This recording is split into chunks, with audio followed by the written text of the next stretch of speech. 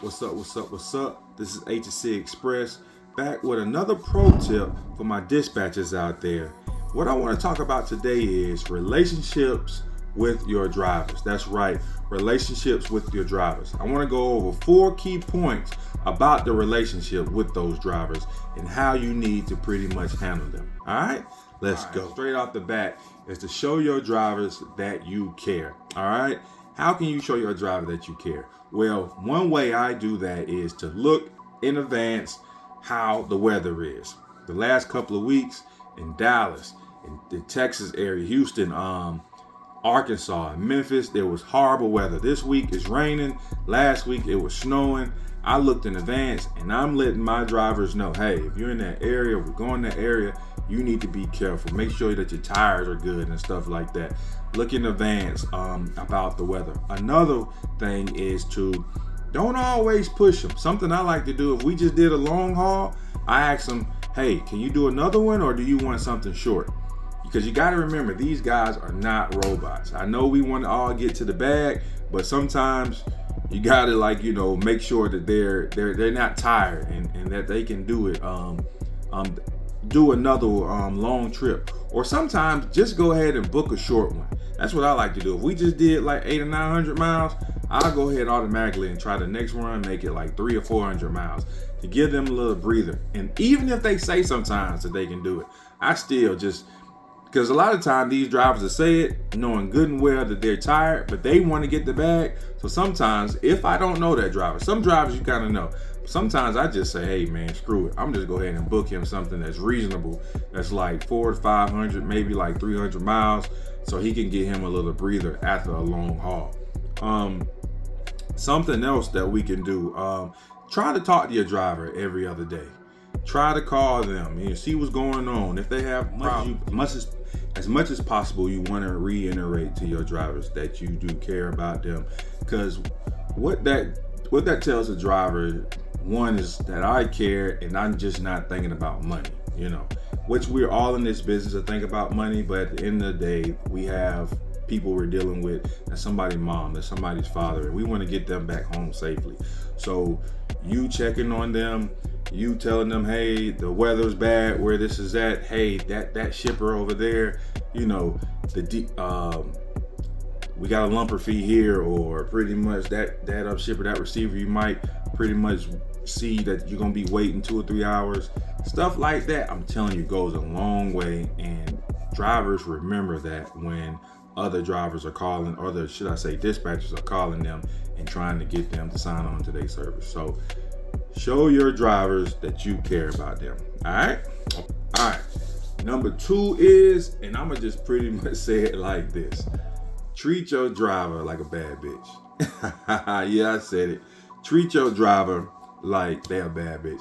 The reason I say that is, if you for my fellas out there, if you ever had a girl that was bad, you already know that as soon as she leaves the house, brothers in her ear, they hollering at her. The guy's pulling up in the Bentley truck. The guy's got the Corvette. They coming at her. They at her neck 24/7.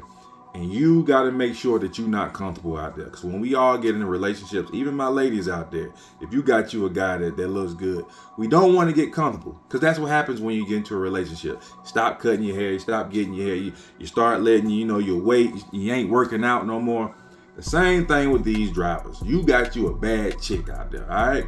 And you don't want to get comfortable. Because when you first got this driver, you was happy. You was just praising God and everything. Now you got 2 or 3 drivers, 2 months done passed by, and now you comfortable. You ain't really calling them no more. You're not doing everything that you was doing the month or 2 when you first got them. So believe that if somebody in their ear calling them like, hey, I'm charging you 3% to be your dispatcher, and if you slip it, somebody gonna get your chick.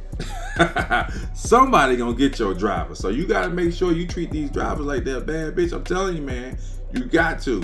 That's a perfect analogy for you dispatchers out there. Treat your drivers like they're a bad chick, all right? Because somebody gonna get her. I might get her, you know what I'm saying? I might take her off the stroll, you know what I'm saying? Hey,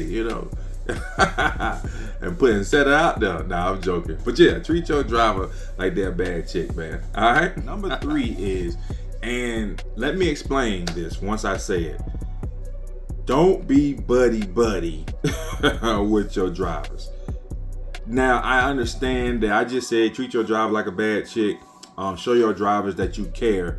But when I say don't be buddy with your drivers, I mean keep it professional and also try to, be a little, keeping some friendship there.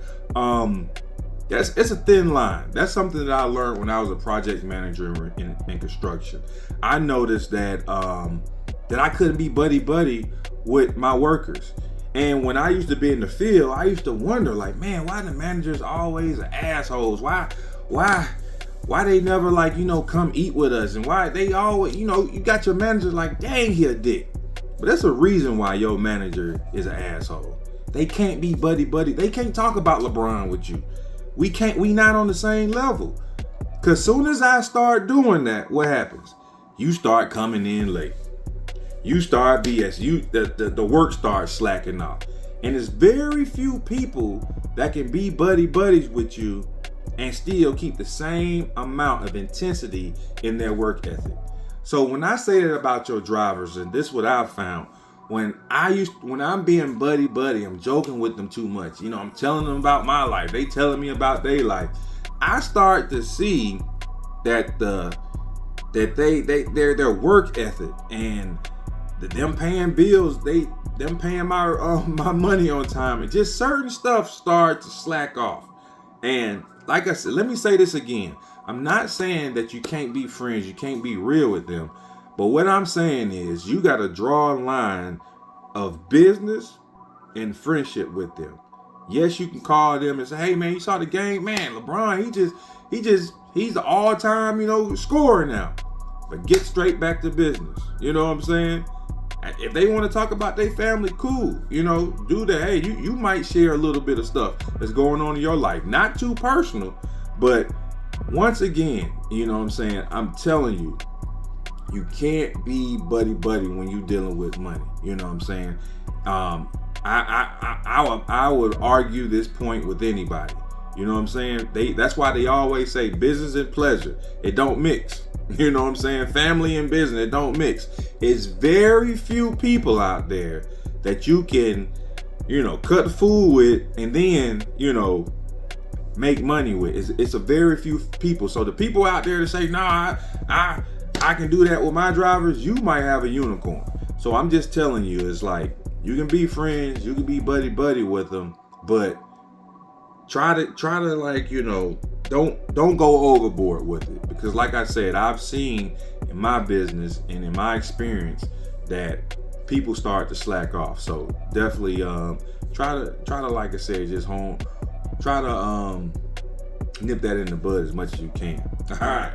Number four is offer value to them. Offer value to your drivers. Something that I do for my new drivers, they really don't know too much about saving money. They came from a world that they were just company drivers. All they did was swipe that card. Swipe. Now, that money coming out your pocket. It ain't all about swiping now. You gotta know, like, hey, if I'm in Pennsylvania and I got a load going down to Georgia, I don't need to fill my gas take up in Pennsylvania. Cause gas up there, like $6, $5 a gallon? I need to get me enough to get down to Georgia. Cause gas is probably $3.49 down here in Georgia. So I'm gonna get me enough to get down. And then when I get down to Georgia, that's when you fill up. See, a lot of drivers don't think like that because once again, they came from a company mindset and they came from swipe me down. You ain't no swipe me down when you own that truck. You know what I'm saying? You gotta make it sure ain't no swipe me down. So that's something that I try to educate my drivers on. That pretty much the swipe me down has stopped now. You gotta look and see where pretty much where you going in advance and knowing where's the cheap and where's the high. When to fill up and when not to fill up. Also, like I said before, telling them the weather and stuff like that. A lot of drivers just get in their truck and drive. Like it's cold right now. Once again, some drivers don't know, hey, I'm sending you up to Ohio. You know, the temperature is a little below. You need to have you some of that fuel treatment in your truck. A lot of drivers don't know that. Get up there and get stuck, and now they got a whole engine overhaul that they got to do, you know, because they didn't know that. If they go to the gas pump and they in a state that pretty much is super like Chicago, Ohio, Pennsylvania, when it's cold, they need to know which pump to get. It ain't no just, you know, taking the pump and trying to and put the wrong gas in there. You might need the gas that's treated, or you might not need the gas that's treated. That's stuff that you got to educate your drivers on, and also you got to get educated on so you can help these drivers out here. It's just little stuff that you offer value to these drivers. That all in all, it makes you irreplaceable. You know what I'm saying? That's something that a guy that I used to work with when I was 19 at a company called Cypress Communications when I used to do construction. It's a white boy named Adam, cool white boy. He told me, any company you get to, you need to come in and make sure that you do your job to make sure that you irreplaceable. And that's what you need to do as a dispatcher. That I don't care, come hell or high water, I don't care if rates get to $1 a mile, I cannot replace this guy right here because he fired. He offers so much value. He cares about me, so he checks on me. He makes sure that I'm making it to my child's birthday, that I'm not missing my doctor's appointment, that I gotta pay that 10%.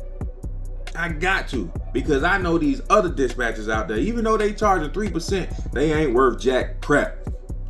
You gotta make sure that you are irreplaceable. And what the game I'm giving you, I'm telling you, checking on them, making sure that you treat them like a bad chick, showing them that you care, offering value. I'm telling you, just think about situations, the guys or the girl that you dated, the one that you let go. You like, man, I think about a chick I used to have, man. Wash my drawers, always had fresh drawers, always had deodorant. I miss it now. Your boy's single now. Drawers dirty, don't have deodorant, toilet tissue, freaking toothpaste low. But when I had that chick, she made me. Dinner was ready, everything was good. So you miss them little amenities for the people that you had back in the day. So y'all know what I'm talking about. So make sure you that type of dispatcher. Make sure that you going above and beyond in your relationship with your drivers, that they can't get rid of you, all right? So this is HSC Express with another pro tip, man. I hope this helps some of y'all out there, all right? I'm giving y'all a lot of game, you know? And like I said, this is another pro tip for y'all, and I'm out.